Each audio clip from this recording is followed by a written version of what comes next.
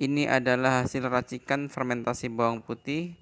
Sekali buat saya bisa pakai berkali-kali dan sisanya selalu saya simpan di dalam kulkas.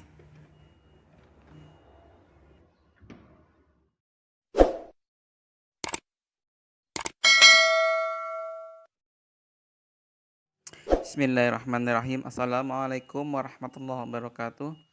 Inilah teman-teman kondisi tanaman cabai saya. Di sini memang berbeda-beda masa tanamnya sehingga ukuran tanamannya berbeda-beda. Ada yang sudah berbuah dan ada yang baru berumur beberapa minggu. Pengendalian hama masih saya lakukan dengan alami, salah satunya dengan bawang putih. Dan kebetulan stok saya sudah habis dan hari ini saya akan membuatnya terlebih dahulu. Baik, kita saksikan pembuatan pestisida bawang.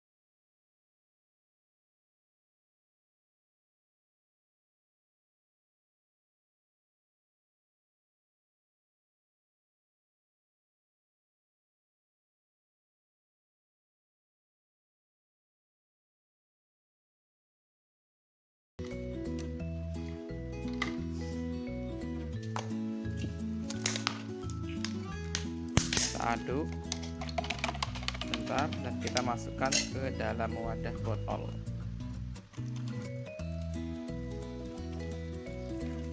Kita tutup botol nanti dengan rapat dan kita simpan racikan ini terlebih dahulu selama 24 jam atau 1 hari 1 malam.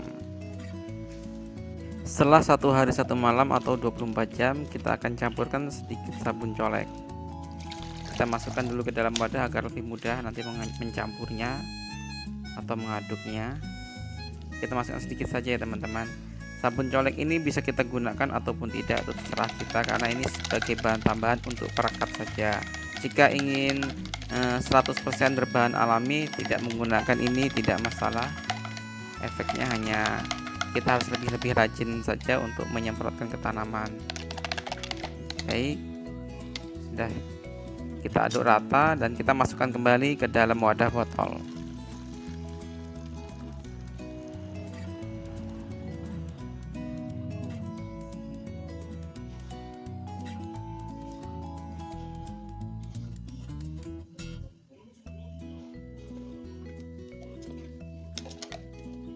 Dan racikan ini kita akan simpan sampai 2 hari berikutnya, dan setelah itu baru siap kita aplikasikan ke tanaman. Jangan lupa tutup dengan rapat. Baik, setelah 2 hari atau ini hari ketiga teman-teman, saya waktunya untuk melakukan penyemprotan pada tanaman. Kita siapkan air sebanyak 2 liter sesuai dengan kapasitas semprotan. Dosisnya adalah 1:100 ya teman-teman. Jadi 100 ml air biasa kita campur dengan 1 ml larutan bawang putih. Di sini saya akan buat 2 liter, maka saya akan gunakan 20 ml. Karena 2 liter sama dengan 2000 ml.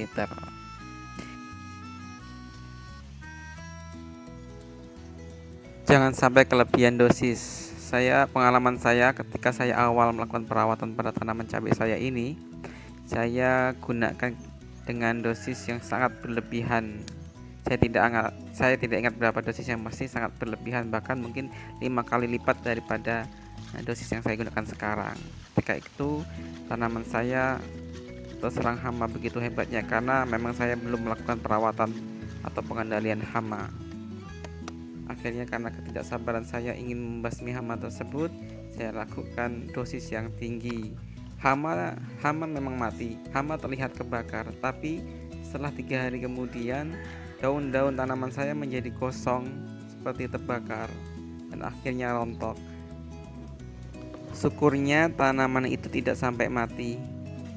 Walaupun daunnya sudah habis, tapi saya lakukan perbaikan kembali dengan racikan-racikan alami dan dosis bawang putih saya kurangi, dan alhamdulillah mulai tumbuh tunas-tunas air yang baru dan sampai sekarang bisa berbuah. Masukkan larutan ke dalam semprotan. Ketika kita masukkan, lebih baik kita saring karena ampas-ampas dari bawang putih akan menyumbat pompa semprotan sehingga akan membuat cepat rusak semprotan atau sprayer kita.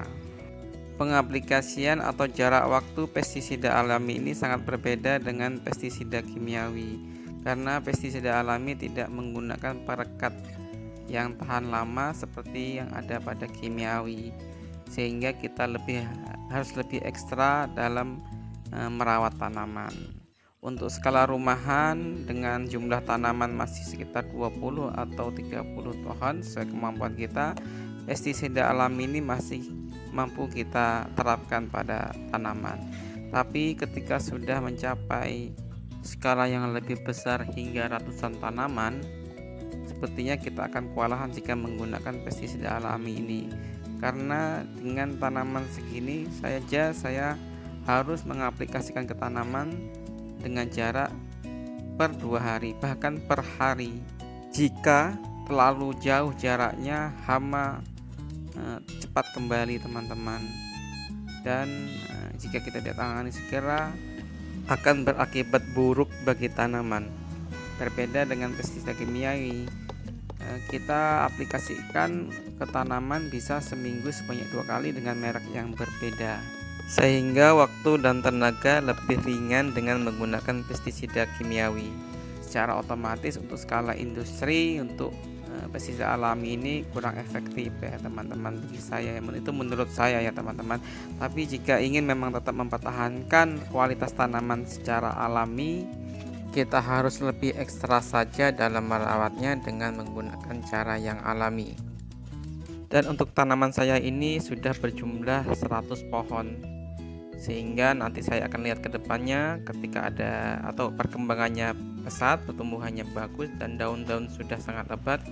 Jika saya masih sanggup dengan alami, saya akan tetap pertahankan. Tapi jika saya sudah kewalahan dengan waktu dan tenaga, kemungkinan saya akan menggunakan dengan cara kimiawi, karena sangat risiko ketika kita tetap mempertahankan secara alami, tapi akhirnya tanaman juga akan mati terserang hama. Kita lihat saja nanti perkembangannya, dan saya akan update terus. Mohon dukungannya untuk subscribe, komen, dan share, dan like. Itu saja informasi yang dapat saya sampaikan, semoga bermanfaat. Assalamualaikum warahmatullahi wabarakatuh.